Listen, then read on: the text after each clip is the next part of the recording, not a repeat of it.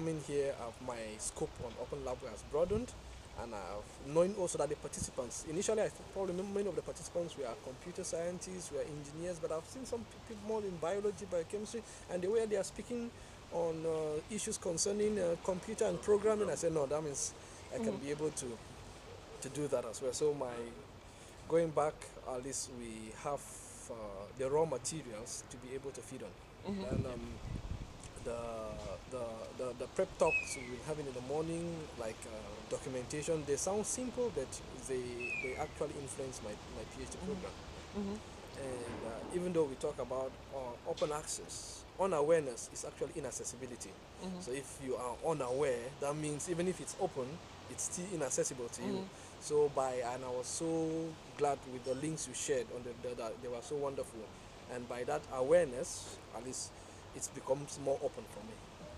The first is the education. You know that if you don't have information, you, you it seems that you are in the dark, and then it's not possible.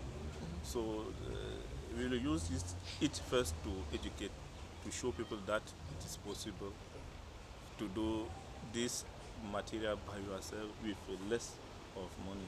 And secondly, one of my passion is promoting science in high schools. So of course, with this open labware and open having access to resources, of course, I can be able to promote use of these materials in teaching science subjects. Because I believe that raping the minds of youth at the tender age is influencing their exposure at the university level. Because at the university level now they have their minds almost a little bit yes, academic and form. But if you rape them at the primary school and the secondary school level by giving them access to this, I'm sure before they reach the university level they could be able to do a lot of things. For example, we know that most of the standard equipment we use are expensive, they are fragile, the maintenance is high, the maintenance cost is high.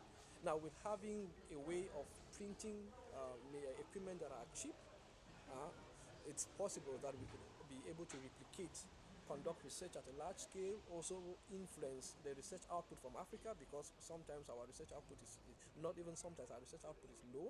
So with having ways to circumvent most of the expensive equipment, we could also be able to use local resources and materials to be able to do something. And on a high level now, this will also permeate and influence different cadres of society. Could be in agriculture, could be in medicine, could be in security, because we, of course, producing little equipment now, we could be able to do so much. But one of the things I still always hold is understanding the working principles of anything. So that you could be able to know what to switch or what to change, because you can't modify what you don't know.